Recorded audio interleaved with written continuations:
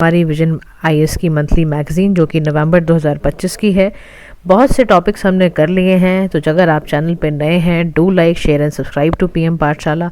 Current affairs की सारी दुविधाएं PM पाठशाला आपकी दूर करेगा। आपको बड़ी बड़ी मैगजीन्स नहीं पढ़नी पड़ेंगी, तो आप चैनल से जुड़े रहिए। स्टैटिक पोर्शन पेपर की तैयारी आपको बहुत अच्छे से कराई जा रही है, चैनल से ज़रूर जुड़िए। दूसरा, इसमें जो आपका नवंबर मंथ की मैगज़ीन है गाइस, ऑलरेडी प्लेलिस्ट तैयार है, चैनल पर जाके प्लेलिस्ट चेक करिए। और ऑलरेडी क्योंकि polity governance, international relations, security, government schemes, economy cover करा जा चुका है, तो आप उसको ज़रूर देखिए। अच्छा, जैसे ही हमारे टॉपिक्स कवर होंगे, यानी 1-2 दिन के बाद ही आपका टेस्ट भी कंडक्ट किया जाएगा, तो मेरा आपसे रिक्वेस्ट है कि काइंडली ध्यान से वीडियो को सुनिए, ताकि जब आपके पास क्वेश्चंस आएँ तो आप उसमें बिल्कुल भी डरे ना, आराम से आंसर कर पाएँ। ठीक है, आज हम सबसे पहले एनवायरनमेंट सेक्शन में पढ़ने जा रहे हैं, क्योंकि आपको पता है हर नवंबर के महीने में COP होती है UNFCCC की, तो इस बार COP नंबर 30 थी। अब UNFCCC का फुल फॉर्म क्या है? United Nations framework convention on climate change. इस बार ये हुई कहाँ पर? बेलम, ब्राज़ील के अंदर देखने को मिली। और जहाँ पर आपको पता होगा 10 साल पहले यहीं पे पेरिस अग्रीमेंट भी हुआ था, ऑल्सो कोइंसाइडेड विद द, देखो ब्राज़ील में एक तो ये हुई, दूसरा which also coincided with the, यहाँ पर अब याद रखो 2015 में ही यहाँ पर पेरिस अग्रीमेंट भी हुआ था। हेडक्वार्टर्स क्या है UNFCCC के? बॉन, जर्मनी में है। 1992 अर्थ समिट यहाँ पर री डिजेनेरो में हुई थी, और फर्स्ट COP हमारी हुई थी बर्लिन, जर्मनी में 1995 के अंदर। 198 मेंबर्स हैं। भारत भी इसका, याद रखना, भारत भी इसका मेंबर आपका है। तो याद रखना है हमें ये सारी बातें, ये कहाँ कहाँ पर बेसिकली हुआ था। तो आपने समझ लेना है 2 बातें, तो ये कहाँ पर हुआ, दूसरा पेरिस ट्रीटी के साथ हुआ है। अच्छा, ध्यान रखना, पेरिस अग्रीमेंट जो हुआ था, क्योंकि नाम ही पेरिस में है, तो COP 21 थी वो 2015 वाली, और वो पेरिस के अंदर की गई थी। तो इस बार 2 बातें हैं UNFCCC को, एक तो पेरिस ट्रीटी को 10 साल हो गए, दूसरा ये बेलम ब्राज़ील में हुआ है। अब हम समझते हैं आगे की बातें कि इसमें न्यूज़ के अंदर क्या क्या आया, कैसे कैसे चीज़ें बनी। तो कह रहा है कि hosted in the Amazon region में इसको होस्ट करा गया, और इस समिट का फ्रेमवर्क करके इसको नाम ही रखा गया COP of the implementation, COP of truth and forest COP। इसके अलग अलग नाम यहाँ पर रखे गए। COP 30 अलाइन था with the deadline for countries कि भाई उनका NDC कवर हुआ है कि नहीं हुआ। ठीक है, तो summit updated nationally determined contribution जो भी कंट्रीज़ के हैं उसके लिए भी बोला गया कि वो भी अपडेट किया जाए। दूसरा, it included with the adoption of Belem package भी आया, क्योंकि बेलम में हुआ है ब्राज़ील के अंदर, तो वहाँ 195 पार्टीज़ ने बेलम पैकेज भी अडॉप्ट किया।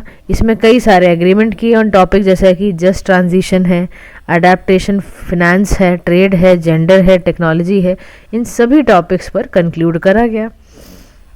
अब जो इसकी की मीटिंग्स की बात की जाए, तो COP 30 UNFCCC का CMP 20 conference of party serving as a meeting for the parties of the Kyoto protocol, CMA 7 जो कॉन्फ्रेंस ऑफ पार्टीज़ है, ये सारी की सारी मीटिंग्स को इसके अंदर भी COP 30 के अंदर, जो कि ब्राज़ील में हुई, उसको इंक्लूड करा गया। अब समझने वाली जो बात है, और जो अभी आपको याद करने वाली बात आएगी, क्योंकि डायरेक्टली इन्वायरमेंट सेक्शन है, GS3 का पार्ट है आपका, क्वेश्चन पूछे जा सकते हैं हर COP से रिलेटेड, कहीं ना कहीं आपको एसेज में भी डालने पड़ सकते हैं। अब आउटकम ज़रूर मैं बताऊंगी आपको कौन से आउटकम कितना याद रखने हैं। ठीक है, देखो आउटकम था बेलिंग मिशन का टू 1.5 डिग्री सेल्सियस, यानी कि प्राइमरी पर्पस भी बताऊंगी, उसको लॉन्च किसने किया ये भी बताऊंगी। Implementation work multi raw decision लिया गया, एक्शन ओरिएंटेड प्लेटफॉर्म है, COP 29-31 में ट्रॉयका है, ताकि एम्बिशन और इंटरनेशनल कोऑपरेशन को बढ़ाया जाए। ठीक है, अब ये COP 29 और 31 जो है, याद रखना, ये बड़ा इंपॉर्टेंट ट्रॉयका बन रहा है। UAE में हुआ COP 29, 30 ब्राज़ील के अंदर, अजरबैजान में हुआ था हमारा, है ना, उसके बाद अभी ब्राज़ील में हुआ, फिर अभी UAE में होगा। तो ये सारी की सारी बात याद रखनी है कि ये ट्रॉयका किसको कह रहा है। तो याद रखना COP 29 से लेके 31 को ये कह रहा है, और उसी में कह रहा है कि इसी COP के बीच में अंदर ही अंदर, यानी 2024, 25, 26 वाले जो ये साल हैं, इसमें पूरा ध्यान है, सारी जितनी भी कंट्रीज़ इसमें इन्वॉल्व हैं, कि हम ना किसी भी तरीके से मिटिगेट करें, अडेप्ट करें, इन्वेस्टमेंट करें और एक्शन ओरिएंटेड प्लेटफॉर्म बनाएं। ठीक है। दूसरा 1.5 डिग्री सेल्सियस ज़्यादा रहेगा। फिर नेक्स्ट आएगा ग्लोबल इम्प्लीमेंटेशन एक्सेलरेटर, यानी कि वॉलंटरी हमें एक इनिशिएटिव लेना है, कंट्रीज़ को सपोर्ट करना है नेशनली डिटरमाइंड कंट्रीब्यूशन में और नेशनल अडेप्टेशन प्लान में। तो COP 30 और 31 की प्रेसिडेंसीज में ये लॉन्च करा जाएगा। 30 में भी अभी NDCs के बारे में बात आई, मैंने आपको बताया। फिर आया नेशनल अडेप्टेशन प्लान, कैसे इम्प्लीमेंट होगा, कह रहा है लॉन्च करा गया है इसी बीच न्यू PAS यानी plan to accelerate solution COP 30 के अंदर। तो आपको ये पता होना चाहिए कि असल में अगर हम ध्यान से देखें तो COP 30 के आउटकम कितने, मान लो यही एनालाइज करने को आ गया कि इनके आउटकम कितने फ्रूटफुल हैं। तो COP 30 का जो एक्शन एजेंडा है न्यू PAS यानी प्लान टू एक्सेलरेट सोल्यूशन, वो लॉन्च करा गया है। इसमें UNDP है, इटली है, जर्मनी है, सभी इसमें काम कर रहे हैं और इसको इम्प्लीमेंट करा जाएगा नेशनल अडेप्टेशन प्लान्स को पब्लिक प्राइवेट पार्टनर इन्वेस्टमेंट की मदद से। ठीक है, ये समझ आ गया। ये प्राइमरी पर्पस यहाँ पर ये किए गए हैं। अब यहाँ से समझो फॉरेस्ट एंड नेचर के लिए यहाँ पर क्या करा गया है। तो ट्रॉपिकल फॉरेस्ट फॉरएवर फैसिलिटी नाम की एक चीज़ को लॉन्च करा गया है, जिसमें क्या करा जाएगा, $125 बिलियन का फंड निकाला गया है ट्रॉपिकल फॉरेस्ट नेशंस को देने के लिए, ताकि वो tropical and sub tropical moist broad leaf forest को एक्सपेंड और मेंटेन कर पाएँ। बात समझ आ गई, ये करा गया। तो अगर इस मान लो इसी के ऊपर ही क्वेश्चन आया डेडिकेटली कि TFFF क्या है, तो आपको पता होना चाहिए। दूसरा, इन्होंने ये भी मैंडेट करा है कि जो एटलीस्ट 20% की सभी पेमेंट है ना, वो डायरेक्टली फ्लो करेगी indigenous people and local communities के पास। तो ब्राज़ील है, इंडोनेशिया है, डेमोक्रेटिक रिपब्लिक ऑफ चाइना है, सॉरी ठीक है, तो या डेमोक्रेटिक रिपब्लिक DRC है, कॉन्गो है, sorry not China, democratic Republic of Congo है, चाइना है, इंडिया ने भी इसको एज एन ऑब्जर्वर ज्वाइन करा है। अब याद रखना इसका जो ट्रस्टी और इंटरिम होस्ट है वो कौन है, वर्ल्ड बैंक है। समझ आया इतनी बात। अब ध्यान से सुनो, रिजिलियंट और एग्रीकल्चर के लिए क्या करा गया है, क्योंकि हम वहाँ पे भी तो कहते हैं ना कि हम भाई हमें इसका एमिशन कम करना है, नेट ज़ीरो पे लाना है। तो यहाँ पर इसे बोला गया कि 3 मिलियन हेक्टर्स को रिस्टोर करेंगे डिग्रेडेड फार्म लैंड को। कैसे यूज़ करेंगे, ब्लेंडेड फाइनेंस और प्राइवेट कैपिटल की मदद से। इसमें ब्राज़ील और 10 पार्टनर नेशंस इस पर काम कर रहे हैं। नेक्स्ट यहाँ पर कह रहा है कि एक चीज़ और लॉन्च की गई है, लैंड डिग्रेडेशन एक्सेलरेटर। यानी ये किस पे बेस्ड होगा, लैंड डिग्रेडेशन को एक्सेलरेटर को, यानी green way and eco invest in Brazil, इस पे बेस्ड है। इसको काम कौन, इसको लॉन्च करके इम्प्लीमेंट कौन करेगा, तो इसको इम्प्लीमेंट करने वाले हैं FAO है, food and land use coalition है, कंसल्टेशन ग्रुप्स है। ठीक है, तो ब्राज़ील की कुछ मिनिस्ट्री है इसमें जो इसको अंडर ये जाके इसको इम्प्लीमेंट होएगा। अब यहीं पे ही स्केलिंग जे रेड E+ करा हुआ है, यानी कि यहाँ पर कोशिश की गई है कि डिफॉरेस्टेशन और फॉरेस्ट डिग्रेडेशन को रिड्यूस करना है, इमिशन को। उसके लिए new coalition of government, indigenous people, investor, intermediary, इन सभी को बिठाया जाएगा। और कौन कौन सी कंट्री इसमें सहयोगी हैं, तो ध्यान रखना ये हम वैसे ही पढ़ रहे हैं कि लॉन्च किसके अंडर किया गया है, तो UK, Singapore, Costa Rica, Ethiopia, Ghana के अंडर ये किया गया है, ताकि हम इसको भी 2030 तक हम किसी भी तरीके को डिफॉरेस्टेशन को हमें रोकना है। समझ आया फॉरेस्ट के लिए। अब फिनेंस एंड इकोनॉमी के लिए इसने क्या करा है, तो बाकू से लेकर अजरबैजान में लास्ट टाइम हुआ था, अभी बेलम में हुआ है, एक रोड मैप है 1.3 ट्री, यानी ऑफिशियली यहाँ पर पाथवे बनाया गया है कि न्यू कलेक्टिव क्वांटिफाइड गोल बनाया जाएगा।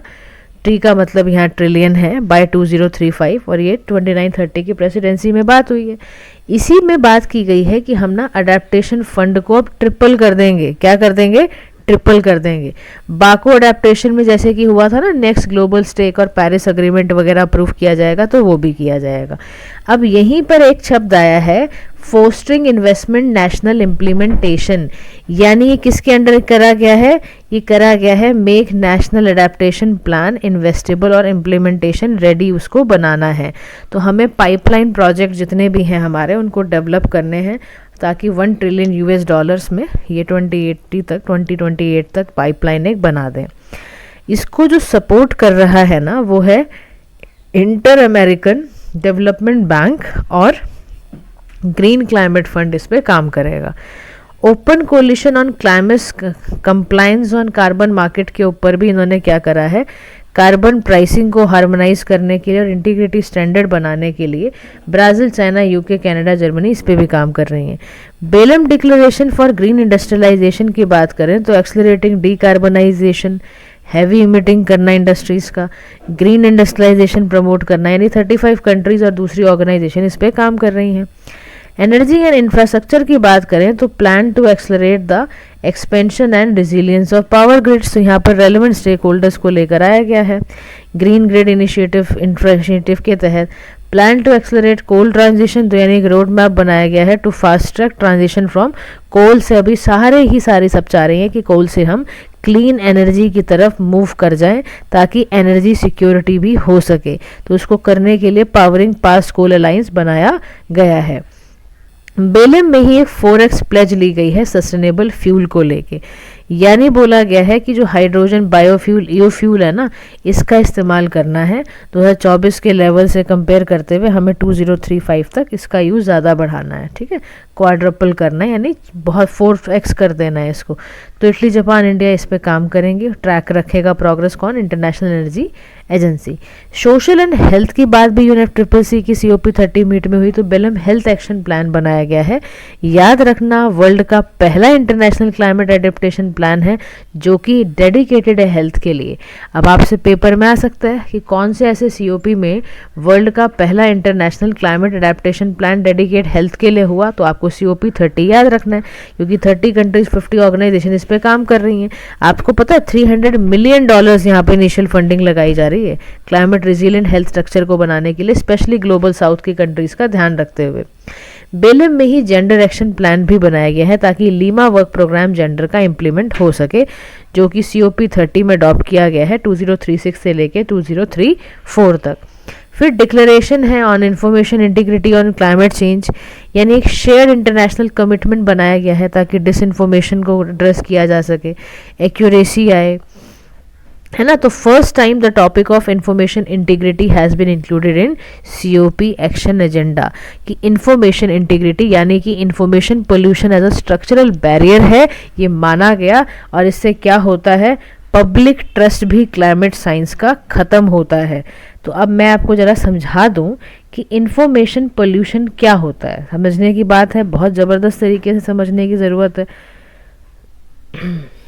अब देखो यहाँ पे क्या कह रहा है ये, इन्फॉर्मेशन गाइस पोल्यूशन कहो या मिस इन्फॉर्मेशन कहो या डिसइन्फॉर्मेशन कहो, फेक न्यूज़ कहो, स्पैम है, जंक मेल है, इररिलेवेंट पॉपअप्स हैं, अनवेरीफाइड सोशल मीडिया ट्रेंड हैं, पुअरली रिटन कॉरपोरेट मैसेज है, ये सारे के सारे ही इंफॉर्मेशन पोल्यूशन होते हैं।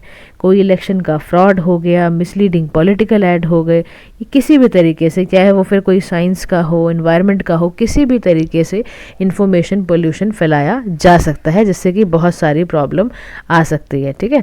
अब यहीं पर हम ना देखते हैं यहाँ पर कि COP का ये इन्फॉर्मेशन पोल्यूशन यहाँ फैला रहा है। ग्लोबल इनिशिएटिव लिया गया है फॉर इन्फॉर्मेशन इंटीग्रिटी, और इसके तहत ही इसको ब्राज़ील और कनाडा, चिली, डेनमार्क इसको इंडोर्स भी कर रहे हैं, ठीक है। तो फर्स्ट टाइम ऐसा हुआ है कि इन्फॉर्मेशन इंटीग्रिटी को भी बहुत ज़्यादा ध्यान में रखा गया है कि कोई भी इन्फॉर्मेशन जा रही है मिसलीडिंग ना हो, फेक ना हो। फिर बेलम डिक्लेरेशन में ही hunger, poverty and people centred action plan भी बनाया गया है ताकि अनइक्वल वेज को एड्रेस किया जा सके, और ये 43 कंट्रीज़ द्वारा साइन किया गया है। फिर एमरजेंसी एक्शन की बात की जाए यहाँ पर, तो 2030 की स्ट्रेटजी बनाई गई है ताकि अर्ली वार्निंग सिस्टम यहाँ पर तैयार हो सके।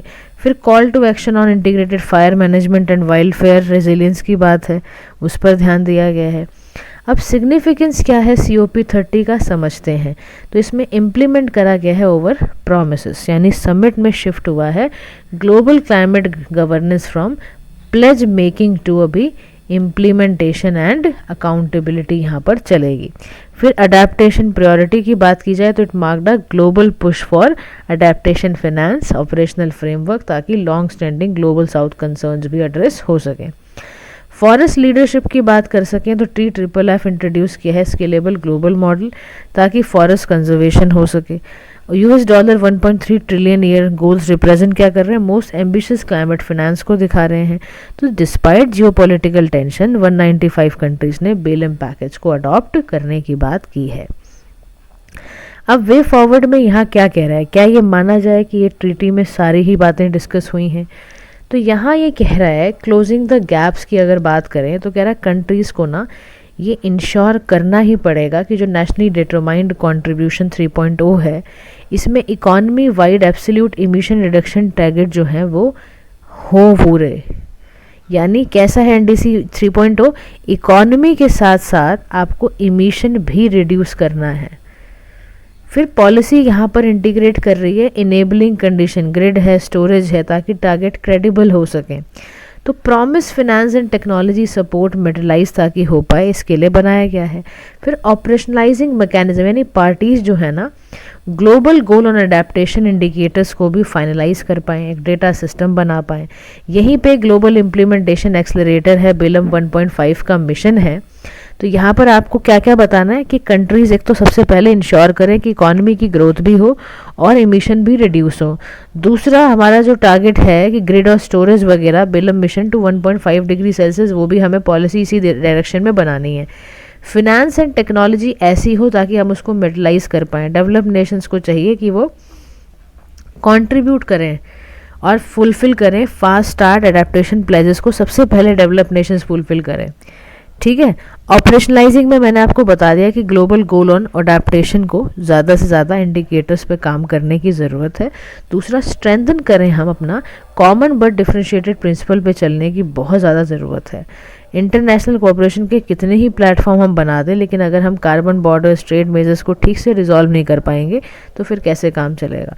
तो म्यूचुअल रिकॉग्निशन चाहिए, एग्रीमेंट चाहिए, ताकि developing countries verifiable carbon price को एक्सेप्ट कर पाए और डबल टैक्सेशन को अवॉइड हमें करने की ज़रूरत है। इसी के चलते ही कह रहा है कि बहुत अच्छे तरीके से TFF भी इफ़ेक्टिव तरीके से वो भी लॉन्च हो। हमें कैपिटलाइजेशन गैप को क्लोज करने की ज़रूरत है।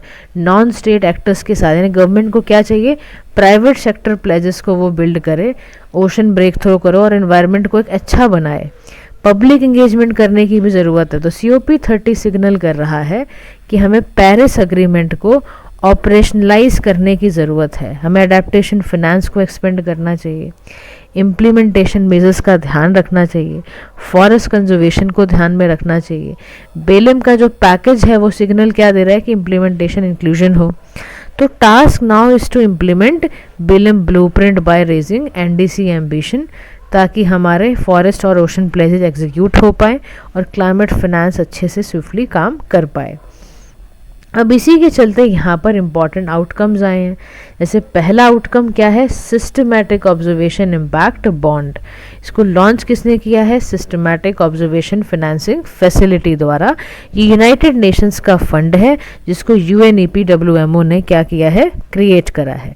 सिस्टमैटिक ऑब्जर्वेशन इम्पैक्ट बॉन्ड, याद रखना, वर्ल्ड का पहला इम्पैक्ट बॉन्ड है जो कि वेदर और क्लाइमेट डेटा से निकल कर आया है। इसको अनाउंस कब किया गया है, COP30 में इसको अनाउंस किया गया है। फिनेंस इंस्ट्रूमेंट है ताकि रिजिलियंस और अर्ली वार्निंग हम इस पे कर सकें। ठीक है। तो इसका काम क्या है, 30 लीस्ट डेवलप कंट्रीज़ को, स्मॉल आइलैंड डेवलपिंग स्टेट्स को, ताकि global basic observing networks fulfil हो पाएँ। नेक्स्ट है, इन्हें यहाँ पर है climate and health funders coalition, यानी जो प्राइवेट इंस्टीट्यूशन है, इंडिविजुअल है, ब्लूमबर्ग है, फिलैंथ्रोपी है, यानी इनको $300 मिलियन फॉर इंटीग्रेटेड एक्शन लेना है ताकि क्लाइमेट चेंज और कॉन्सिक्वेंसेस को बचा सके। Plan to accelerate the solution वाले में यहाँ पर क्या बोल रहा है कि यहाँ पर ये ध्यान रखा जाएगा कि मल्टी लेवल स्ट्रक्चर बना के नेशनली कंट्रीब्यूटेड गोल्स को 100 कंट्रीज फुलफिल करें बाय 2038 और 120 कंट्री 2030 तक उसको नेशनल कंट्रीब्यूशन को जल्दी से जल्दी करें। एक्सट्रीम हीट से बचने के लिए 185 स्टेट्स ने इसको लिया है कि भैया हमें हीट रिस्क हटानी है, 3.5 बिलियन तक उसको कम करने की ज़रूरत है।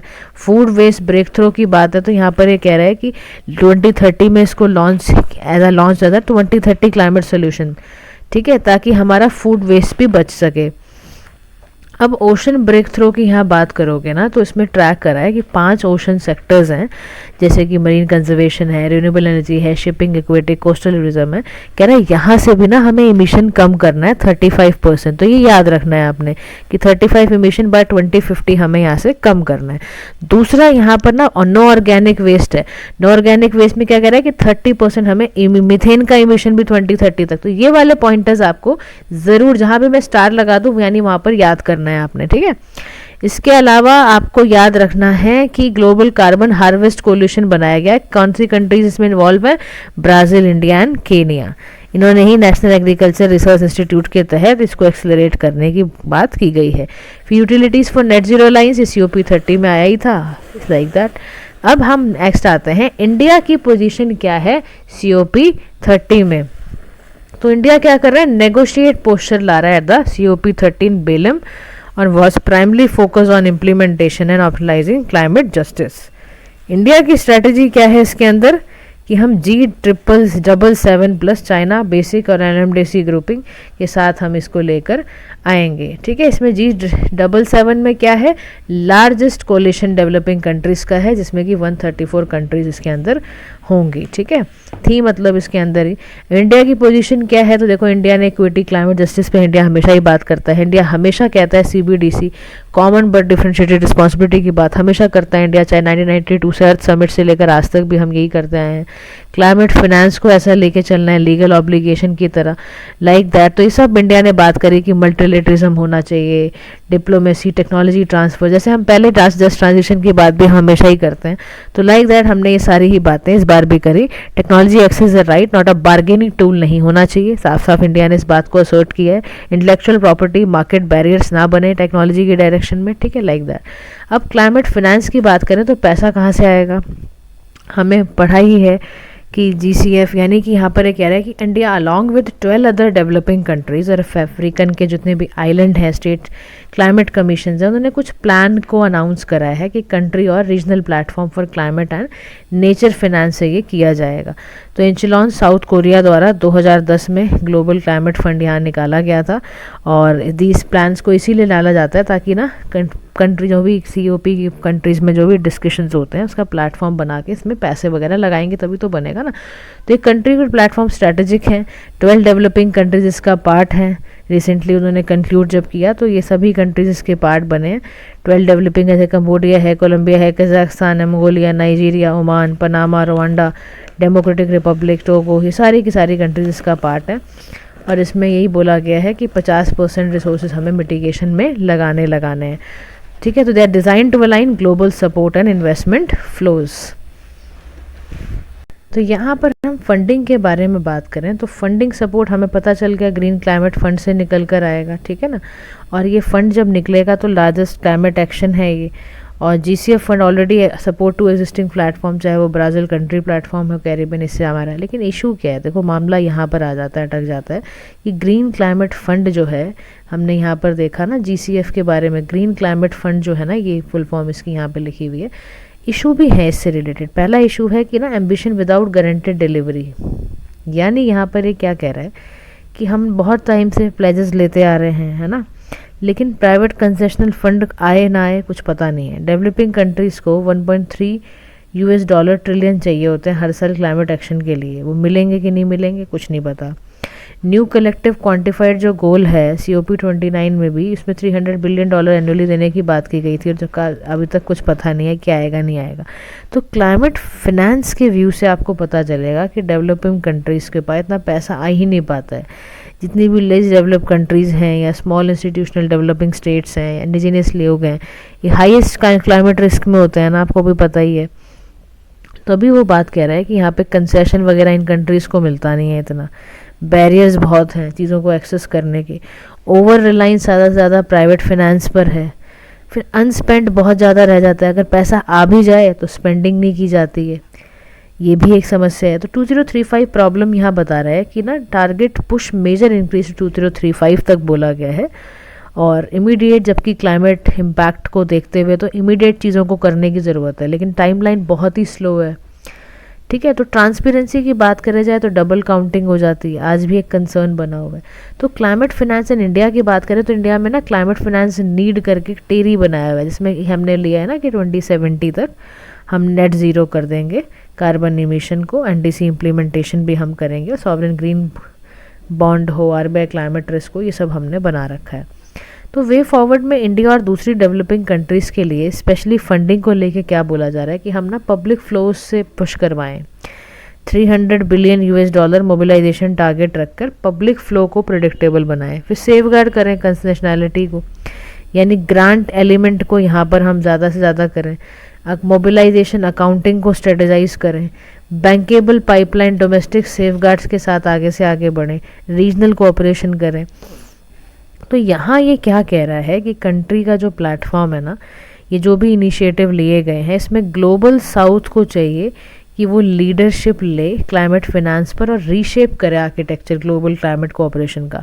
COP30 ने पॉलिटिकल फ्रेमवर्क तो बना दिया और प्रॉमिसिंग व्हीकल भी तैयार कर दिए, लेकिन इसकी सक्सेस तभी डिपेंडेंट है जब ये इम्प्लीमेंट होगा और ट्रांसपेरेंट होगा। तो बेलम का क्रेडिबल टेस्ट वही है कि अगर ये कमिटमेंट प्रेडिक्टेबल, पब्लिक और कंसेशनल फाइनेंस बन गया तो ये जीत गए। तो delivery instrument must protect vulnerable countries from taking on new debt. Now we are going to discuss the news topic that is urban air pollution के बारे में हम बात करने जा रहे हैं कि ये न्यूज़ में क्यों था। Commission for air quality management, जिसको हम CAQM बोलते हैं, इन्होंने 3rd stage graded action plan का इम्प्लीमेंट करा पूरे दिल्ली NCR में, क्योंकि आपने देखा कि बहुत ही गंदे सिवियर लेवल पर इस बार एयर पोल्यूशन गया। दिवाली में भी खूब पटाखे फोड़े गए हैं, पराली का धुआं पहुंचाया ही जाता है दिल्ली में, मतलब दिल्ली वाले NCR वालों की तो लग गई। अब ग्रेडेड रिस्पांस एक्शन प्लान है क्या? तो एक इमरजेंसी रिस्पांस मैकेनिज्म है, जब भी AQI दिल्ली का ख़राब होता है तो इसको CAQM यानी commission for air quality management implement करता है। इसको पहला क्रिएट करा गया था सुप्रीम कोर्ट के डायरेक्शन में MC Mehta versus union of India के केस में। इसकी 4 स्टेजेस होती हैं। अगर तो AQI 201 से लेके 300 तक है तो पुअर कैटेगरी है, वेरी पुअर कैटेगरी है तो 301 से लेके 400 तक होगा, 401 से 450 है तो सिवियर, 451 प्लस तो सब बता रहे हैं, बस सिवियर प्लस कैटेगरी का एयर पोल्यूशन हुआ था इतना गंदे लेवल पर। अब अगर ना हम IQ air world air quality report की देखें तो 5th मोस्ट पोल्यूटेड कंट्री है भारत इंडिया में। 20 में से 13 वर्ल्ड की जितनी भी स्टेटीज़ हैं वो इंडिया में है। सोचो आप, बिहार असम मेघालय का जो बॉर्डर है वर्ल्ड का मोस्ट पोल्यूटेड सिटी है लगा हुआ। दिल्ली वर्ल्ड की मोस्ट पोल्यूटेड नेशनल कैपिटल है फॉर 6th ईयर। बताओ एयर इंडिया में अर्बन एयर पोल्यूशन होता क्यों है, उसका कारण समझो। मेट्रोलॉजिकल फैक्टर तो है ही, विंटर का वेदर कंडीशंस ही ऐसी होती हैं, जैसे टेम्परेचर का इन्वर्जन होना, लो विंड स्पीड होना। अब ये क्या करता है, पोल्यूशंट को ये ट्रैप कर लेता है ग्राउंड के आसपास, जिससे कि सिटीज़ लाइक दिल्ली में प्रिवेंशन हो, बाहर जा ही नहीं पाता। समझ रहे हो? तो ना विंड की स्पीड बहुत कम है, टेम्परेचर इन्वर्जन यहाँ पे खेलता है, तो सारे के सारे जितने पोल्यूटेंट है उसको ट्रैप करके रख लेता है और वो दिल्ली में ही ट्रैप हो जाते हैं। प्री मानसून जो डस्ट ट्रांसपोर्ट होती है थार डेजर्ट से मिडल ईस्ट से इंडियन सिटीज़ में, उसके कारण भी दिल्ली वगैरह में बुरा हाल रहता है। कुछ अर्बन एंड इंडस्ट्रियल फैक्टर हैं। Pollution from industry like cement है, स्टील है, रिफाइनरी है, ब्रिक्स है, इन सभी से, देखो मुंबई का जो चेंबूर एरिया है वो रिफाइनरी और केमिकल इंडस्ट्री है ना, तो इस सभी इंडस्ट्रीज़ की वजह से भी अर्बन एरिया में पोल्यूशन होता है। दिल्ली में मानो तो दिल्ली में 2005 से लेके 2025 तक अगर हम जाएं तो डबल हो चुके हैं सबके पास यातायात के साधन यानी व्हीकल्स। कंस्ट्रक्शन एंड डिमोलिशन की बात करें तो रैपिड कंस्ट्रक्शन हो रही है गुरुग्राम गोल्फ कोर्स रोड में, उसके कारण भी दिल्ली NCR का टेम्परेचर ख़राब है, पोल्यूशन बहुत ज़्यादा है। अर्बन लेआउट की मानो तो स्ट्रीट बहुत नैरो है, बिल्डिंग बहुत ज़्यादा टॉल है, तो पोल्यूटेंट्स को ट्रैप कर लेती हैं। ग्रीन ब्लू जो स्पेसेस होते हैं वो श्रिंक होते जा रहे हैं। अनप्लान्ड अर्बन एक्सपेंशन की वजह से नेचुरल फिल्ट्रेशन है ही नहीं। फिर ट्रांस बाउंड्री पोल्यूशन है, जो पोल्यूशन इन दिल्ली है due to seasonal stubble burning हो रहा है नेबरिंग स्टेट्स में, वर्सन हो गई है air quality over Chennai aerosols की वजह से, तो वो भी दिक्कत है। दूसरा सोर्सेज क्या है, ग्राउंड लेवल ओजोन जो है है ना, अंडर स्ट्रॉन्ग सनलाइट जितने भी नाइट्रस ऑक्साइड्स हैं, ये बर्निंग फायर क्रैकर्स हैं, ओपन वेस्ट बर्निंग है, फ्रिक्वेंट लैंडफिल फायर्स हैं, इन सभी की वजह से भी आपको अर्बन एयर पोल्यूशन भारत में देखने को मिलता है। अब इस एयर पोल्यूशन होने से, यही हवा में इतना ज़्यादा प्रदूषण होने से क्या इम्पैक्ट पड़ता है? हेल्थ इम्पैक्ट सबसे पहले पड़ता है, क्योंकि कार्डियोवास्कुलर डिजीज़ का प्रॉब्लम, फिर रेस्पिरेटरी इन्फेक्शन, इरिटेशन इन आइज, ये भी एक फ़र्क पड़ता है। तो एयर पोल्यूशन लिंक्ड है 15% सभी डेथों से दिल्ली के अंदर 2023 में। अब इन्वायरमेंटल इम्पैक्ट क्या पड़ता है? क्लाइमेट चेंज, तो पोल्यूटेंट लाइक ब्लैक कार्बन है, ग्राउंड लेवल ओजोन है, इससे ग्लोबल वार्मिंग हो रही है। एसिड रेन कैसे हो रही है? साउथ आपके सल्फर डाइऑक्साइड से इमिशन हो रहा है, NOx रिएक्ट कर रहा है वाटर वेपर के साथ, सॉइल डैमेज हो रही है, फॉरेस्ट डैमेज हो रहे हैं, ठीक है ना, येलोइंग एंड सरफेस इरोजन हो रहा है ताजमहल का। इकोनॉमिक लॉसेस बहुत हैं, India loss economic output equivalent to 9.5% of GDP due to air pollution. Air quality बहुत ख़राब है क्योंकि सोशल इम्पैक्ट विजिबिलिटी नहीं है, बच्चों के स्कूल कॉलेज ऑफिस बंद हो जाते हैं। डिसप्रपोर्शनेट इम्पैक्ट टच जो वल्नरेबल ग्रुप है, बच्चों पे, एल्डरली पॉपुलेशन पे, पुअर लोगों पर। तो ऐसा क्या किया जाए जिससे कि एयर पोल्यूशन कम हो जाए? बड़ा इंपॉर्टेंट टॉपिक है। सबसे पहले यहाँ पर ये कह रहा है कि इसके लिए नेशनल क्लीन एयर प्रोग्राम चलाने की ज़रूरत है, यानी कि हम रिड्यूस करें पर्टिकुलेट मैटर को 40% बाय 2036 131 सिटीज़ में। सबसे पहले नेशनल क्लीन एयर प्रोग्राम चलाने की, उसको करेक्ट तरीके से इम्प्लीमेंट करने की ज़रूरत है। दूसरा, ग्रेडेड रिस्पांस एक्शन प्लान बहुत ज़रूरी है। कमीशन ऑन फिर एयर क्वालिटी मैनेजमेंट, इसको ज़रूरी है कि एयर क्वालिटी पे बहुत अच्छी नज़र रख के इसको ठीक करे। व्हीकल्स के इमिशन को कंट्रोल करने के लिए BS6 फ्यूल का इस्तेमाल किया जाए, 20% इथेनॉल ब्लेंडिंग की जाए, RFID term system for toll environmental compensation charge लगाया जाए, इलेक्ट्रिक मोबिलिटी को प्रमोट किया जाए, ठीक है ना, सतत क्रिएटेड कंपोस्ट बायोगैस इकोसिस्टम को क्रिएट किया जाए। Air quality monitoring and data system की बात करें तो नेशनल एयर क्वालिटी इंडेक्स 2015 में लॉन्च हुआ। Online continuous emission monitoring system को बनाने की ज़रूरत है। सफ़र है जो एयर क्वालिटी अपडेट्स देगा। Municipal solid waste and construction dust control की बात करें तो जितना भी हमारा डस्ट है इसको दूर करने का, वेस्ट मैनेजमेंट को ठीक करने का बहुत ज़रूरी है। तो इसके लिए कह रहा है कि बायो माइनिंग एंड बायो रिमीडिएशन भी आप कर सकते हो। दूसरा, आप ध्यान रखो कि जिगजैग टेक्नोलॉजी का इस्तेमाल हो, शिफ्ट होना ज़रूरी है।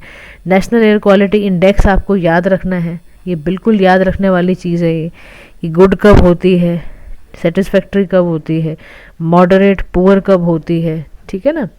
पुअर का होने का मतलब ये है कि लंग या हार्ट डिजीज़ होगी।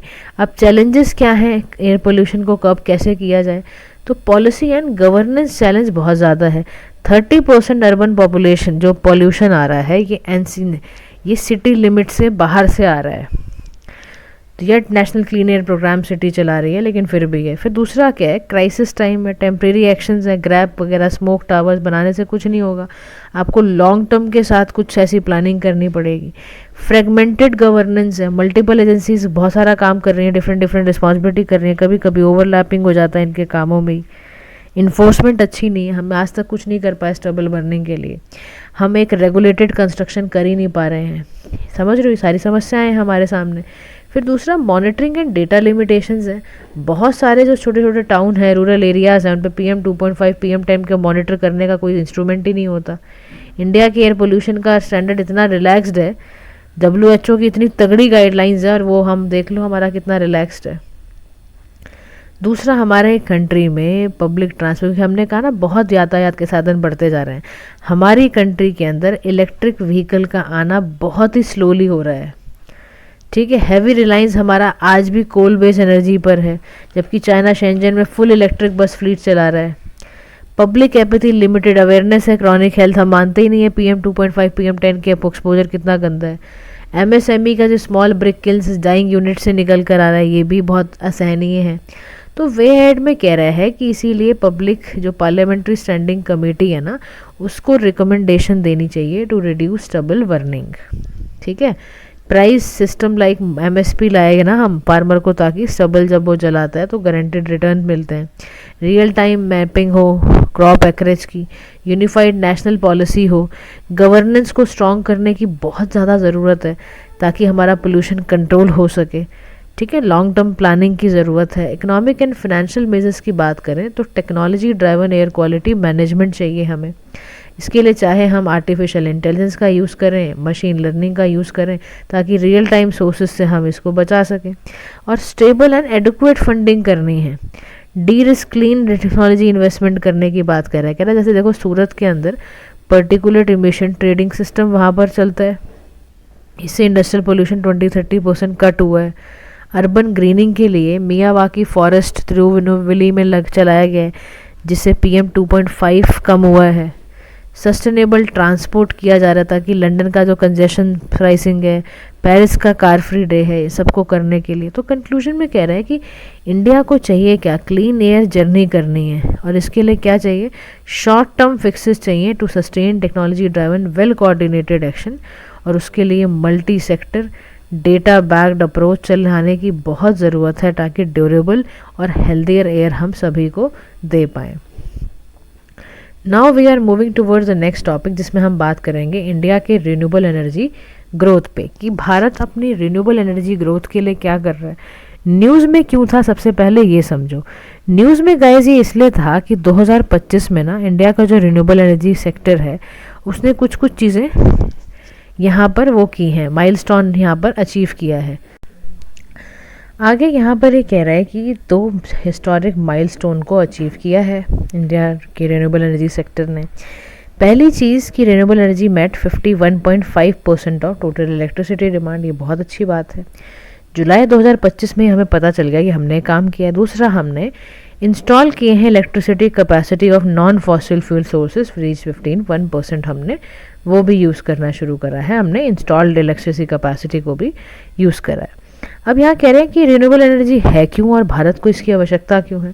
तो रिन्यूएबल एनर्जी बेसिकली ऐसी एनर्जी ड्राइव की जाती है जो कि नेचुरल रिसोर्सेज से आ रही है, जिसको कि हम रिफ्रेश और रिन्यू कर सकते हो या रिप्लेनिश कर सकते हो हायर रेट पे then they are consumed. Example के तौर पर सोलर एनर्जी है, विंड एनर्जी है, जियोथर्मल है, हाइड्रो है, ओशन है, बायो एनर्जी, ये सभी ऐसी एनर्जी है जो कि रिन्यूएबल एनर्जी का पार्ट है।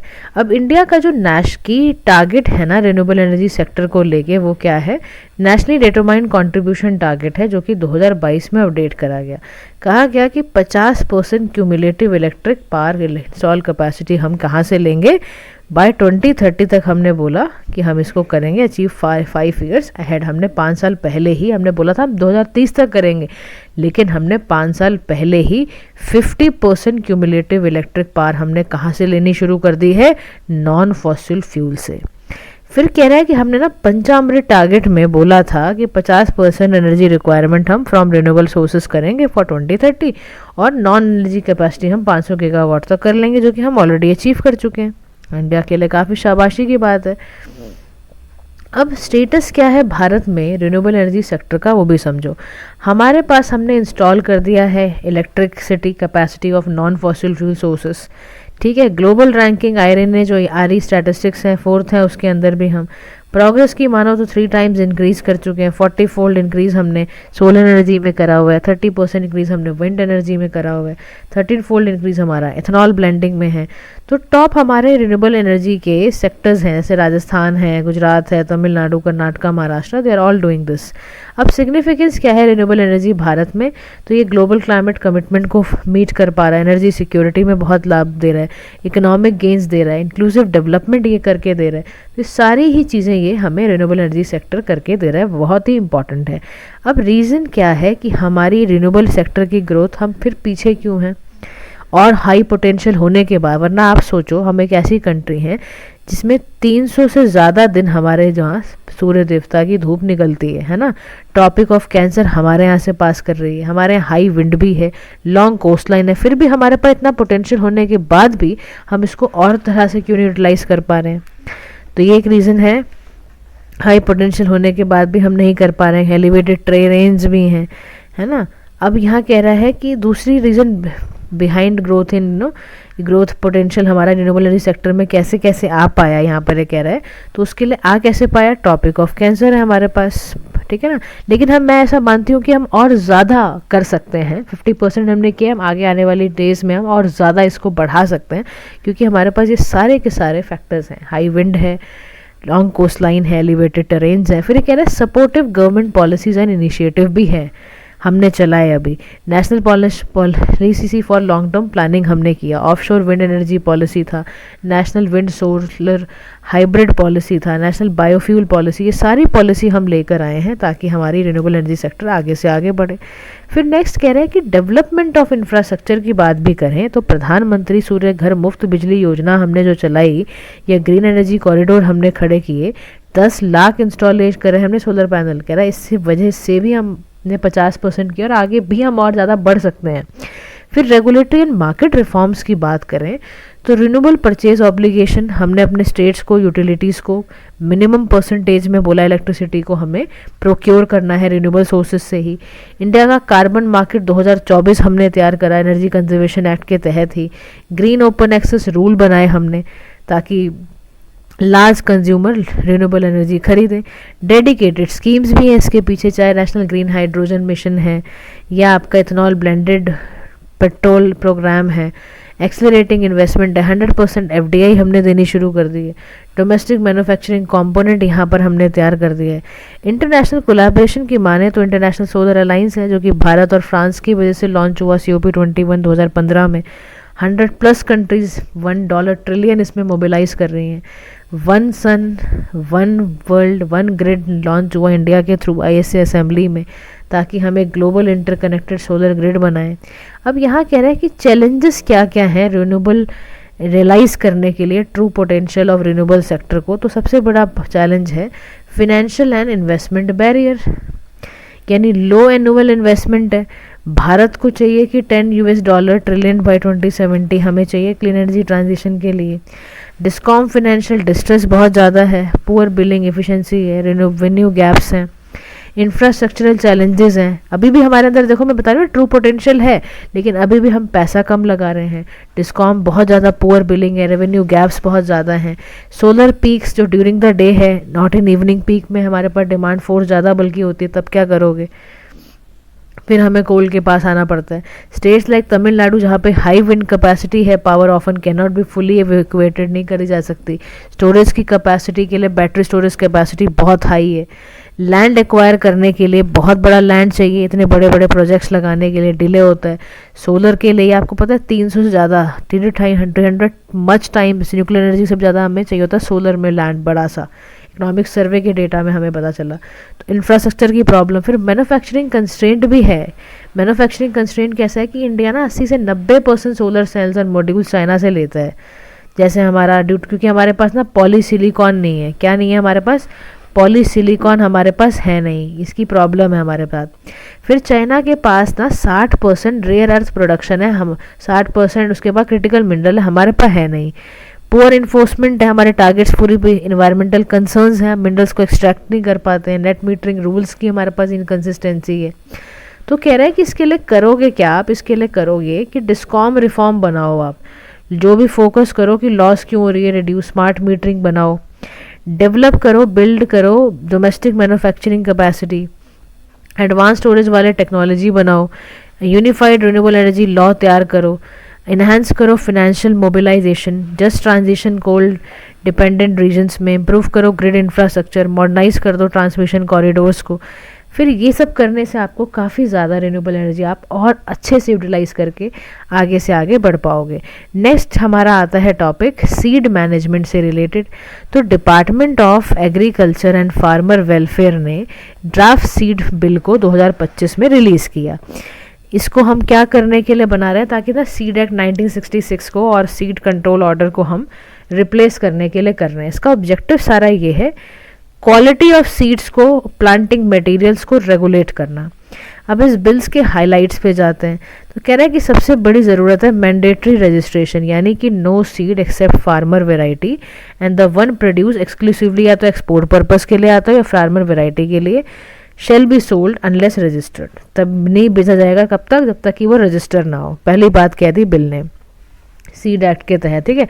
मैंडेटरी बोर्डिंग होगा साथी पोर्टल पे, यानी एक नेशनल पोर्टल है जिसको बनाया गया है मिनिस्ट्री ऑफ एग्रीकल्चर के द्वारा in partnership of national informatics centre, ताकि हम ट्रेस कर पाएँ कि सीड कैसे कंप्लीट कब हो रहा है, इसका फार्मर तक कब पहुंच पा रहा है। फिर रेगुलेशन करनी है हमें सेल ऑफ सीड्स पे, बहुत ध्यान रखना है। सीड कमेटी यहाँ तक बना दी गई है कि सीड कमेटी भी हो, seed programming, seed planning, seed का डेवलपमेंट, सीड का स्टोरेज सब हो। रजिस्ट्रेशन करना है सब कमिटीज़ में। काइंड ऑफ वेराइटी जो आप ले रहे हो ना उसको क्लेम करने के लिए स्क्रूटनाइज करना पड़ेगा। नेशनल रजिस्टर बनाया गया है फार्मर के राइट को प्रोटेक्ट करने के लिए। सेंट्रल सीड्स ये सब तैयार करे गए हैं। तो यहाँ पर कंपैरेटिव एनालिसिस भी है, seed act 1966, draft seed bill 2025, ठीक है ना। तो यहाँ पर इसको बना के अलग अलग इसकी रिस्पॉन्सिबिलिटी बनाई गई कि देखो पहले ना लिमिटेड था नोटिफाइड वेराइटी पे, अभी सभी कमर्शियल सोल्ड सीड वेराइटी पर रेगुलेशन लगाई जाएगी ताकि वेस्टेज ना हो। बेसिक स्टैंडर्ड था, यहाँ पे स्ट्रिक्टर क्वालिटी कंट्रोल्स हैं। यहाँ वीक ओवरसाइट थी, यहाँ पे स्ट्रॉन्ग मॉनिटरिंग है। यहाँ फाइन्स लो थे, यहाँ पर फिनैलिटी 3 टायर फिनैलिटी लगाई जाएगी। तो इंडिया के सीड सेक्टर की तरफ अगर हम ध्यान से देखें तो भारत ऐसा 5th लार्जेस्ट सीड इंडस्ट्री है वर्ल्ड में। यूएसए लार्जेस्ट इंडस्ट्री सबसे ज़्यादा है। सीड एक्सपोर्ट हम $50 बिलियन तक करते हैं हम। मार्केट वैल्यू इसकी 15 बिलियन तक है, लेस देन 1%। सोचो कितनी शर्म की बात है। सीड प्रोग्राम की बात करें तो लिमिटेड जनरेशन सिस्टम है, सीड मल्टीप्लिकेशन की ज़रूरत है। तो 3 जनरेशन सीड्स की बात क्या कह रहा है, कह रहा है देखो एक ब्रीडर सीड होता है, एक फाउंडेशन होता है, एक सर्टिफाइड सीड होता है। ब्रीडर मतलब प्रोजेनी है ना, उसके बाद प्रोजेनी के बाद फाउंडेशनल सीड आते हैं, फिर एक सर्टिफाइड होते हैं जैसे progeny of the foundation seed, ठीक है। अब चैलेंज क्या है हमारे सीड सेक्टर में, why we are doing a lot for seed act and all, ये सब क्यों ला रहे हैं हम, क्योंकि लो सीड रिप्लेसमेंट रेट है भारत में। बहुत सारे जो ओपन पॉलिनेटेड क्रॉप्स होते हैं फूड ग्रेन ऑयल सीड्स की, वो बहुत कम है, उनका एसपीआर यानी सीड रिप्लेसमेंट रेट बहुत कम है। सीड रिप्लेसमेंट रेट का मतलब है जहाँ पे एरिया परसेंटेज सो की गई है ना आउट ऑफ टोटल एरिया जो प्लांट की गई है किसी सीजन में, वो बहुत कम होता है। मतलब जितना हम उगाते हैं उतना उगता नहीं है। क्वालिटी सीड्स कह लो, फार्म सेव्स, कुछ भी कह लो, उसका कुछ भी कारण हो सकता है। सीड मार्केट मोनोपोली है, बहुत सारी जो मल्टीनेशनल कंपनी है, चाहे बेयर हो, मॉन्सेंटो हो, लिमिटेड एक्सेस है यहाँ पर। सीड प्रोडक्शन के कंस्ट्रेंट हैं। सीड अवेलेबिलिटी जो है उसकी रिक्वायरमेंट की बात करें तो वो ठीक से नहीं समझ में आ रही होती है। पुअर क्वालिटी के सीड्स हैं, जर्मिनेशन रेट कम है उनका, पोस्ट हार्वेस्ट सीड मैनेजमेंट का ध्यान ही नहीं रखा जाता। इस सभी की वजह से सीड सेक्टर में आते हैं चैलेंज। हालांकि भारतीय सरकार ने इसमें बहुत सारे इनिशिएटिव लिए हैं, जैसे कि सब mission on seed and planting material लिया गया है। नेशनल सीड पॉलिसी 2002 बनाई गई है। प्रोटेक्शन के लिए अभी हमने इकॉनमी के अंदर ही पढ़ा था ना, प्लांट वेराइटी और फार्मर्स राइट एक्ट को कैसे प्रोटेक्ट करना है, वो भी बनाया गया है। 20 Gram Yojana, seed village programme, ताकि इम्प्रूव कर सके फार्मर सेफ सीड क्वालिटी को।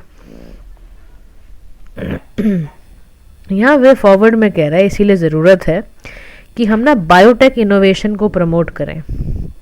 हाई यील्डिंग, स्ट्रेस टॉलरेंट और न्यूट्रिएंट रिच सीड की वैरायटी लाने की ज़रूरत है बहुत ज़्यादा, ताकि क्लाइमेट चेंज से भी वो लड़ सके, सिक्योरिटी कंसर्न भी रख सके। तो कह रहा है इसीलिए आईकर जो है ना, जो आपका सारा एग्रीकल्चर रिसर्च करता है, उसने recently 2 genome edited rice variety को DRR राइस 100 कमाला, सांबा मैसूरी, इन सबको लेकर हम आए हैं। और आगे यहाँ पर क्या कह रहा है कि हमने कम्युनिटी सीड बैंक भी इस्टेब्लिश करे हैं ताकि प्रिजर्व हो सके, प्रमोट हो सके लोकल सीड वैरायटी। आइडेंटिफाई करें सीड हब भी, ठीक है। एसपीआर को इंक्रीज़ करने की कोशिश की गई है। सीड क्वालिटी एश्योरेंस को इम्प्रूव करने की बात की गई है। तो जो ये ड्राफ्ट सीड बिल है 2025 का, इसका पूरा ध्यान है इंडिया के सीड सिस्टम को स्ट्रेंथन करना, क्वालिटी स्टैंडर्ड को इम्प्रूव करना, फार्मर के एक्सेस को बढ़ाना, किस चीज़ के लिए, अफोर्डेबल सर्टिफाइड सीड्स के लिए, इनोवेशन प्रमोट करना, परसिस्टेंट गैप्स को टैकल करना, रेगुलेशन करना, सीड की अवेलेबिलिटी का ध्यान रखना ताकि प्रोडक्टिविटी और सपोर्ट बढ़ सके रेजिलिएंट एग्रीकल्चर सेक्टर का, ठीक है। Now come to the topic of vultures of India. तो wildlife institute of India ने रिलीज़ करा है first pan India assessment and monitoring of endangered species vulture, ठीक है। ये इतने सारे प्रकार के गाइस देख लो, गिद्ध होते हैं, वल्चर्स होते हैं। तो पहला इनके साथ इंस्टीट्यूट ने असेसमेंट करा है कि इनकी ब्रीडिंग एडल्ट पॉपुलेशन पे फोकस किया है कि 4 क्रिटिकली इंडेंजर्ड हो गए हैं एक्चुअली। कौन कौन से? White rumped Indian, slender billed, red headed. एक तो वाइट रम्प्ड है, इंडियन है, स्लेंडर है और आपका रेड हेडेड, ये चारों के चारों क्रिटिकली इंडेंजर्ड है, इसीलिए हम ये करने जा रहे हैं।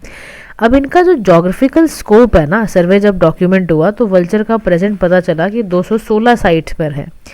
कॉन्ट्रैक्शन की बात की जाए तो इसने रिवील करा है नेस्टिंग एब्सेंस है यहाँ पर 70%, डिपेंडेंस है प्रोटेक्टेड एरिया में। अब ये देखो जो इंडियन वल्चर है ना, फाउंड मेनली इन मध्य प्रदेश में मिलता है ये, ठीक है। वाइट ड्रम वल्चर कहाँ मिलता है? ये आपका कांगड़ा में मिलता है। स्लेंडर वगैरह कहाँ मिलेगा? अपर असम में। रेड हेडेड वाला कहाँ मिलेगा? मध्य प्रदेश में, यहाँ मिलेगा। अब वल्चर जो है वो बेसिकली ना लार्ज कैरन ईटिंग बर्ड है। ये कहाँ ट्रॉपिक्स या सब ट्रॉपिक में मिलेगा? 9 स्पीशीज इसकी भारत में मिलती हैं। वल्चर्स का होना इन्वायरमेंट के लिए बहुत ज़्यादा ज़रूरी है क्योंकि एनवायरनमेंट को क्लीन करता है कैरासिस खाकर, कैरगैसिस खाता है, ये वाइल्ड लाइफ डिजीज को कंट्रोल करता है। तो कंजर्वेशन स्टेटस इसका क्या है? Schedule 1 wild life protection act 1972 में आता है। जिसको थ्रेट है हैबिटेट लॉस से, फूड स्कार्सिटी से, डाइक्लोफेनिक पॉइजनिंग से, इलेक्ट्रोफिकेशन से। तो इसके लिए इसीलिए बैन किया गया diclofenac, ketoprofen, action plan for vulture इसीलिए करे गए हैं ताकि हम वल्चर्स को कंजर्व कर सकें। अब आओ न्यूज़ इन शॉर्ट्स पे चलते हैं। पहला न्यूज़ इन शॉर्ट्स क्या है? इंडिया बोट्सवाना चीता ट्रांसलोकेशन पैक्ट के बारे में है। रीइंट्रोड्यूस भारत में क्यों किया जा रहा है चीता को? ताकि इकोलॉजिकली ये रिस्टोर हो सके, बायोडाइवर्सिटी कंजर्व हो सके। तो प्रोजेक्ट चीता नाम से 8 चीता को बोट्सवाना से लेकर आया गया है, 2022 में लॉन्च किया गया था और ट्रांसलोकेट करके अफ्रीकन चीता 2022 में भी लाया गया था। वर्ल्ड का पहला इंटरकॉन्टिनेंटल लार्ज कार्निवोरस था, आपको याद ही होगा। फिर 2022 के अंदर ही 8 चीता नामीबिया से ट्रांसलोकेट करके कूनो नेशनल पार्क में लाए थे, फॉलोड बाय 12 चीता फिर 2023 में साउथ अफ्रीका से लाए थे, ठीक है।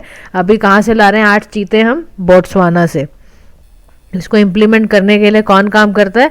NTCA national tiger conservation authority statutory body है, मिनिस्ट्री के अंडर आती है। चीता के लिए हम इसीलिए काम कर रहे हैं ताकि हमारा अम्ब्रेला प्रोजेक्ट टाइगर भी इसके अंदर आ रहा है। वर्ल्ड का फास्टेस्ट मैमल है, इसका होना ज़रूरी है ताकि क्योंकि हमारे पास ना इसका आईयूसीएन स्टेटस वल्नरेबल या क्रिटिकली इंडेंजर्ड में। याद रखना अफ्रीकन वाला वल्नरेबल है, एशियाटिक वाला क्रिटिकली इंडेंजर्ड है। अनलाइक अदर बिग कैट चीता डोंट रार, इसीलिए याद रखना चीते की अपनी इंपॉर्टेंस है। नेक्स्ट टॉपिक है आपका, सुप्रीम कोर्ट ने डायरेक्शन दी है किस चीज़ के लिए? फॉर टाइगर रिजर्व्स प्रोटेक्शन के लिए। तो these directions were issued to address ताकि ह्यूमन वाइल्ड लाइफ कॉन्फ्लिक्ट को इंक्रीज होने को रोका जा सके, हैबिटेट डिग्रेडेशन से, अनरेगुलेटेड टूरिज्म से, कॉरिडोर के फ्रेगमेंटेशन से बचाने के लिए इसको किया जा रहा है। टाइगर का सफारी पे रिस्ट्रिक्शन लगाई गई है, खाली नॉन फॉरेस्ट या डिग्रेडेड फॉरेस्ट पर ही बफर जोन पे लगाया गया टाइगर सफारी हो सकती है। नो सफारी कोई कोर एरिया में नहीं होनी चाहिए, डेजिकेटेड टाइगर कॉरिडोर पे नहीं होनी चाहिए। नाइट टूरिज्म बैन कर दिया है। प्रोहिबिटेड एक्टिविटीज़ कोई कमर्शियल माइनिंग नहीं, कोई पोल्यूटिंग इंडस्ट्री नहीं, कोई हाइड्रो प्रोजेक्ट नहीं। इको सेंसिटिव जोन के अंडर इनको डाल दिया है सभी रिजर्व्स को। तो टाइगर कंजर्वेशन प्लान कैसा है कि स्टेट ने इसको प्रिपेयर किया है, core and buffer area to notified within 6 month. Compensation बनाया गया है, यूनिफॉर्म एक्सक्रेशिया 10 लाख का, ह्यूमन डेथ वगैरह वही जो भी है ना डाला गया है for human death due to HWC।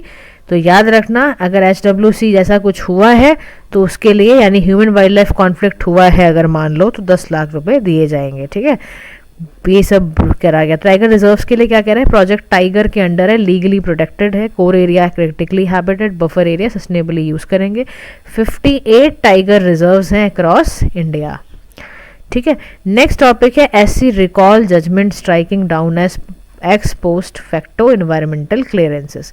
वान शक्ति जजमेंट है, प्रीवियसली बार किया इसने granting of ex post facto environmental clearances. तो under Vanashakti judgement court ने 2017 की नोटिफिकेशन को 2021 के ऑफिस मेमोरेंडम को स्ट्रक डाउन किया है। और रीज़न क्या है वान शक्ति जजमेंट की? रीजनिंग क्या है इसमें? लीगल प्रेसिडेंट दिया गया है कि CGI ने बोला Vanashakti judgment was rendered without taking notice of previous, उसने देखी नहीं कुछ भी जजमेंट को। कह रहे एग्जाम्पल के तौर पर D Swami versus Karnataka state pollution board ने ऑलरेडी पोस्ट फैक्टो ईसी को एक्सेप्शनल केसेस में ग्रांट किया था। एससी एल्केमिक वाले केस में भी डिस्करेज कर रहा है पोस्ट फैक्टो ईसी। ठीक है, अब इन्वायरमेंटल क्लियरेंस भारत में क्या है, ये क्यों ज़रूरी है? क्योंकि इसी को इसीलिए बैठाया गया था प्रोजेक्ट्स के लिए ताकि इन्वायरमेंट पे इसका इम्पैक्ट चेक कर सके। तो 39 एक्टिविटीज़ हैं इसके अंदर डाली गई हैं, इसी उसको प्रायर चेक करता है किसी भी स्टेट प्रोजेक्ट में डालने के लिए। कैटेगरी ए है, कैटेगरी बी है। कैटेगरी बी ए से considered at the central level, category B में स्टेट लेवल पर। इकोनॉमिक कोस्ट तो यहाँ पे कह रहा है कि aiding to the Vanashakti ruling would lead to demolition हो जाएगा इससे कंप्लीटेड पब्लिक प्रोजेक्ट्स का। डेब्रिस रिकंस्ट्रक्शन इमिशन कौन उसका करेगा आगे, लाइक तो इसीलिए उसको कहा है कि ex post facto environmental clearance के लिए साफ अलाउ तब होता है without obtaining an EC prior to project commitment से पहले दिया जाता है। ईआई क्या है? ईआई मतलब एनवायरमेंट इम्पैक्ट असेसमेंट का नोटिफिकेशन 2006 में क्लियरली बोला है उसने प्रायर एनवायरमेंटल क्लियरेंस करवा लो before a project can start, उससे पहले ही करवाया जाए। तो प्रीवियसली हर बारी ऐसा ही हुआ है। Ex post facto retrospective environmental clearance completely alien to environmental jurisprudence के बाहर है ये। फिर यहाँ पर ये क्या कह रहा है? Dump site remediation accelerator programme launch करा गया है। ईयर लॉन्ग टारगेटेड इनिशिएटिव है ये to achieve the goal of Lakshya zero dump site by September 2026। ठीक है, ताकि गार्बेज फ्री स्टेटस अचीव कर सके, इसके लिए किया गया है। अब ड्रैप क्या है? Dump site remediation accelerator programme है। इसका ऑब्जेक्टिव क्या है? हाई इम्पैक्ट लोकेशंस पे यानी कि 8.8 करोड़ जितनी आपके यहाँ है ना लीगली लेगेसी जो वेस्ट है उसको हमें कवर करना है। लेगेसी वेस्ट का मतलब है कि म्यूनिसिपल सॉलिड वेस्ट इतना पुराना हो गया और डंप साइट बन चुका है, तो इतना डिकम्पोज हो चुका है कि बायोडिग्रेडेबल वेस्ट, प्लास्टिक वेस्ट वगैरह सब कंप्लीटली डिकम्पोज कुछ हो चुके हैं। 80% लीगेसी जो वेट है वेस्ट जो है वो 214 साइट्स में मिलता है। मिनिस्ट्री ऑफ अर्बन हाउसिंग इस पर काम कर रही है, सभी स्टेट्स को दिया गया है काम। अब डंप साइट्स इन इंडिया की बात करें तो करेंटली हमारे पास 1428 डंप साइट्स हैं। इनसे दिक्कत पता है क्या है? इमिशन आता है, landfill gas, carbon dioxide, methane बाहर भागती है, पोल्यूटेड वाटर यहाँ से निकलता है, इसीलिए इनको रोका जा रहा है। इसीलिए इनके लिए डंप साइट्स को मैनेज करने के लिए बायो कैपिंग और बायो माइनिंग की जाती है। Please memorise this. Bio capping का मतलब है ट्रांसफॉर्म करना डंप साइट को, वेस्टलैंड से नेशनल एनवायरनमेंट तक जाना। बायो माइनिंग का है मटेरियल को एक्सट्रैक्ट करना। ये lease side and landfill gases generate करता है और ये जो करता है उसको रिजॉल्व किया जाता है इश्यूज़ को इस तरह से। ठीक है, नेक्स्ट टॉपिक आता है ग्लोबल रिपोर्टिंग इनिशिएटिव का। तो ये लॉन्च किया गया इंटीग्रेटेड मैटर्स चेकलिस्ट के द्वारा और यूनाइटेड नेशंस का ही एक तरह का प्रोग्राम है। और ग्लोबल याद रखना रिपोर्टिंग इनिशिएटिव एक इंटरनेशनल नॉन प्रॉफिट बॉडी है जिसका काम क्या है 1997 में इस्टेब्लिश की गई सस्टेनेबिलिटी रिपोर्टिंग फ्रेमवर्क को बनाने के लिए, और ये इन्वायरमेंटल सोशल इम्पैक्ट को चेक करती है, 3 पार्ट सिस्टम में काम करती है। Leadership group for industry transition की बात करें, COP30 से निकल कर आया है बेलम ब्राज़ील से। इसमें इंडिया और स्वीडन इसमें काम कर रहे हैं। सपोर्ट इसको वर्ल्ड इकोनॉमिक फोरम और इन क्लाइमेट एक्शन में दे रहा है। इसका पहला ग्लोबल लेवल इनिशिएटिव है। इसमें नेट जीरो कार्बन इमिशन की बात कर रहे हैं कि हाई इमिटिंग जितनी भी इंडस्ट्री है 2050 तक हम उसको ख़त्म कर देंगे। ख़त्म इन द सेंस कि कार्बन इमिशन हटा देंगे। तो 18 मेंबर कंट्रीज से 27 कंपनी इसमें रिलेटेड काम कर रही हैं। UAE की कंसेंसस की बात करें तो COP28 2023 UAE कंसेंसस हुआ था। Mark the first ever global stake under the Paris agreement के अंदर ये किया गया था। एनर्जी ट्रांजिशन की बात है, रिइंफोर्स किया जाएगा कलेक्टिव एम्स, इसका यही है 1.5 डिग्री सेल्सियस तक नेट जीरो इमिशन करना और इसको ख़त्म करना। फिर UNEP का अडेप्टेशन गैप रिपोर्ट है। इसमें फिनेंस गैप को चेक करा जाता है कि कितना शॉर्टफॉल पड़ रहा है, क्लाइमेट की कोई भी पॉलिसी को इम्प्लीमेंट करने के लिए कितना पैसे की कमी पड़ रही है, वो सारा कुछ फाइनेंसिंग गैप, करंट फंडिंग कितनी हो रही है, कितना लैग कर रहा है, अर्जेंट एक्शन कितना रिक्वायर्ड है। तो भारत ने इसीलिए अपना एडवांस्ड नेशनल एडेप्टेशन फंड बना रखा है। स्टेट एक्शन प्लान भी है बट हाईली वल्नरेबल है क्योंकि heat stress, erratic monsoon, coastal flooding, इसलिए बनाया जाता है। नेक्स्ट आपकी जो रिपोर्ट आई है इंपॉर्टेंट है, emission gap report 2025 off target चल रही है। इसको रिलीज कौन करता है? United Nation environmental programme. Update करा गया है इसमें पेरिस ट्रीटी के कई सारे गोल्स को, क्योंकि ये हम जो इसमें हमने कसम खाई थी वो हम अचीव नहीं कर पाए। हाई एब्सोल्यूट इंक्रीज़ हुआ है ग्लोबल इमिशंस में, इंडिया में भी चाइना में भी। तो हम जो टारगेट बना के बैठे हैं वो फुलफिल नहीं कर पा रहे हैं। नेक्स्ट रिपोर्ट के बारे में है state of the cryosphere report 2025 के बारे में। इसको रिलीज़ कौन करता है? International cryosphere climate initiative. 5 component में निकालती है, ice sheet, mountain glacier, snow, polar ice, sea ice, permafrost को चेक करती है। आइस शीट क्या है, लॉस हुआ है, ग्रीनलैंड से आइस शीट का लॉस हो रहा है। इम्पैक्ट क्या होगा इसका, इंफ्रास्ट्रक्चर टूटेगा, एग्रीकल्चर लैंड पे प्रभाव पड़ेगा। पोलर ओशन के लिए कह रहा है कि यहाँ पर ग्रीन हाउस गैस बहुत ज़्यादा बढ़ गई है। कह रहा है इससे क्या होगा, अटलांटिक जो ओवरटर्निंग सर्कुलेशन है ये सब चीज़ों पे बहुत ज़्यादा असर पड़ेगा और फ्रेश वाटर मेल्ट होके बाहर हो जाएगा। माउंटेन ग्लेशियर स्नोज की बात करें तो ग्लेशियर आइस लॉस बहुत ज़्यादा हो रही है। इसकी वजह से बहुत सारे लोगों का, बिलियन ऑफ लोगों का पानी थ्रेटमेंट में है, खाना, इकोनॉमिक, पॉलिटिकल सिक्योरिटी उनकी थ्रेटन हो रही है। सी की बात करोगे तो सी और आइस की जो थिकनेस है ना, लॉस ऑफ सी आइस की वजह से आर्कटिक एम्प्लीफिकेशन हो रहा है। आइस डिपेंडेंट जो स्पीशीज़ हैं बेचारे वो खतरे में आ गए हैं। परमाफ्रॉस्ट की बात करोगे तो 210,000 किलोमीटर स्क्वायर पर आते हैं। इनकी वजह से यहाँ पर हो रहा है डिक्रीज ग्लोबल कार्बन बजट को ये बहुत ज़्यादा रिड्यूस कर रहे हैं। नेक्स्ट रिपोर्ट है ग्लोबल कूलिंग वॉच 2024-25 की रिपोर्ट है। यूएनईपी इसको लॉन्च करता है। इसमें डिटेल में बता रखा है सस्टेनेबल कूलिंग पाथवे कैसे आगे बढ़ा सकते हो। देखो सर्ज हुआ है कूलिंग डिमांड में, आप भी जानते हो। पॉलिसी गैप बहुत ज़्यादा है, एक्सट्रीम हीट बहुत बढ़ गई है। कह रहा है इसके लिए क्या करें, सस्टेनेबल कूलिंग कैसे होगी। कह रहा है पैसिव कूलिंग करो आप। Urban planning, door simple measure like doors on refrigerated cabinet to cut cost and emission बनाने के लिए। लो एनर्जी कूलिंग के लिए आप फैन एंड इवेपोरेटिव कूलर्स लाओ। बेस्ट एनर्जी एफिशिएंसी के लिए आप कंप्रेसर प्रॉपर मेंटेनेंस करो, ऑप्टिमल परफॉर्मेंस वाले डिवाइसेस यूज़ करो। और beat the heat global initiative वैसे ही चलाया गया था, बीट द हीट, ताकि हम ज़्यादा से ज़्यादा कोशिश करें, सेलेक्ट करें लो जब GWP वाला रेफ्रिजरेंट, ताकि डायरेक्ट एमिशन भी कम हो इससे और कूलिंग भी बढ़े। नेक्स्ट टॉपिक है क्लाइमेट चेंज परफॉर्मेंस इंडेक्स के बारे में। तो इसको पब्लिश करती है जर्मन वॉच, ठीक है। रैंकिंग इसमें none of the country are in the top 3। Denmark 4th पर है, followed by UK and Morocco. India की मानोगे तो इंडिया की rank climate change performance index में 23rd आई है, ठीक है। तो CCPI वॉज रिलीज्ड, कंपेयर करता है क्लाइमेट परफॉर्मेंस कंट्रीज़ की, तो वो बताता है। तो there is no national coal exit timeline, कुछ है ही नहीं, तो ये सबसे बड़ा असर पड़ रहा है। टाइम बाउंड हम कोल को भी ख़त्म नहीं कर पा रहे हैं। क्लाइमेट रिस्क इंडेक्स की बात करें 2026 की रिपोर्ट है, तो जर्मन वॉच इसको रिलीज़ करता है। तो इसका याद रखना कौन रिलीज़ करता है ये पता होना चाहिए। ये करता क्या है, human and economic toll of extreme weather events को ये चेक करता है, कितनी अर्जेंसी है क्लाइमेट को, कैसे हमें डील करना चाहिए।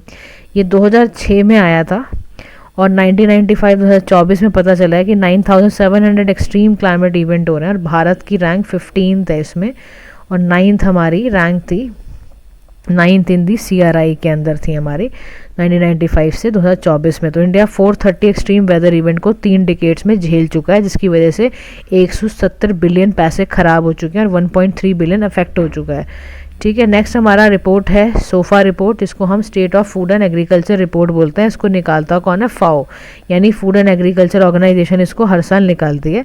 तो इसी ने कुछ शब्द बताया कि देखो जी लैंड डिग्रेड हो रहा है, बहुत सालों से लैंड में इतनी एबिलिटी अब बची नहीं है कि वो कुछ ग्रो कर पाए। सॉइल इरोजन, सेलेनाइजेशन इतना हो चुका है, डिफॉरेस्टेशन, ओवरग्रेजिंग के कारण अब बहुत बुरा हाल हो चुका है। तो कह रहा है इसका इम्पैक्ट ये पड़ेगा कि 1.7 जो बिलियन लोग हैं ना, ह्यूमन इंड्यूस डिग्रेडेशन वो कर चुके हैं। एशिया सबसे ज़्यादा अफेक्टेड कंट्री बन पा रहा है, उसके वहीं से खाना मिलेगा ही नहीं, फिर हमें लगा लो आप ये हाल होने वाला है।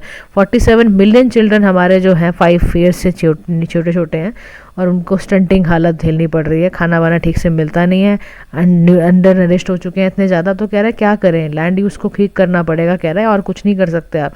लैंड जोनिंग करो, डिफॉरेस्टेशन पे बैन लगाओ, रिड्यूस रीयूज रिसाइकलिंग करो चीज़ों की, ठीक है। इंसेंटिवाइज बेस्ड पॉलिसी बनाओ। नेक्स्ट टॉपिक है मॉन्ट्रियल प्रोटोकॉल से लेके इसकी 37th मीटिंग थी और एक इससे रिलेटेड होती है डिप्लीट ऑफ ओजोन लेयर को बचाने के लिए, ताकि जितने भी ये हाई फ्लोरोकार्बन्स होते हैं एमिशंस को रोकने के लिए इसको बनाया गया था। 1987 में साइन हुई थी। ग्लोबली आपकी एक ऐसी ट्रीटी है, लीगली बाइंडिंग ट्रीटी है, ताकि हम सभी कंट्रीज मिलके एलिमिनेट कर दें ओजोन डिप्लीटिंग सब्सटेंसेस को, ठीक है।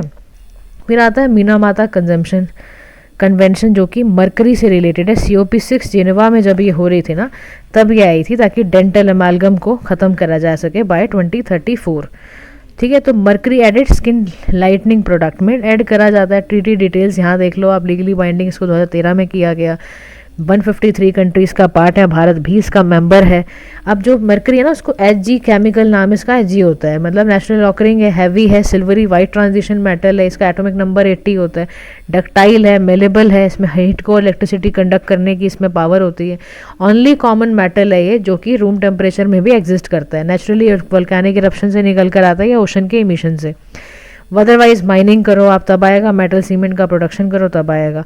हिस्टोरिकली इसको थर्मामीटर, बैरोमीटर, फ्लोरेसेंट लाइटिंग वगैरह में यूज़ किया जाता था, लेकिन अभी मरकरी को इमिट करा जा रहा है एयर में भी, ताकि eventually air settle into water और into land. Mercury emit into air होता है, फिर बाहर पानी में जाता है, फिर लैंड पे आ जाता है। जब ये डिपॉजिट होगा सर्टेन माइक्रो ऑर्गेनिजम्स अपनी चेंज हो सकते हैं। तो हाईली टॉक्सिक है, जो कि फिश एनिमल में आ जाता है।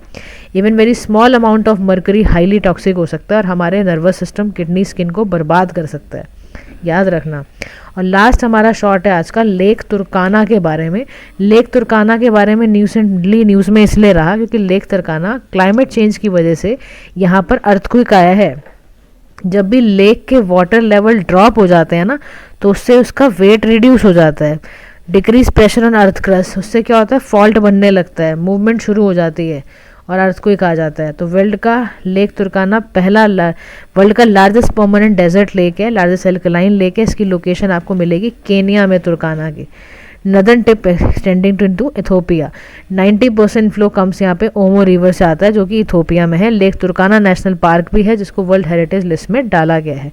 और ये वोल्केनिक इरप्शंस के बारे में है। तो माउंट सिमरू इंडोनेशिया में हाईएस्ट वोल्केनो आया था, Pacific ring of fire, highly seismically active belt है, ये ध्यान रखना। और यहीं पे हाईली गोबी भी है। मैसिव ऐश निकली थी रेड सी और साउथ एशिया से, जिससे कि बहुत ज़्यादा ख़राब हुआ और भारत में भी पहुंच गया था, जिसकी वजह से कई सारी फ्लाइट्स को डाइवर्ट करना पड़ा था। ठीक है जी, तो इतना असर पड़ता है इसका। अब हम कल करेंगे अपना सोशल इश्यूज़, आज के लिए इतना ही बहुत है। एनवायरनमेंट सेक्शन को रिवाइज करिए। Have a nice day to all.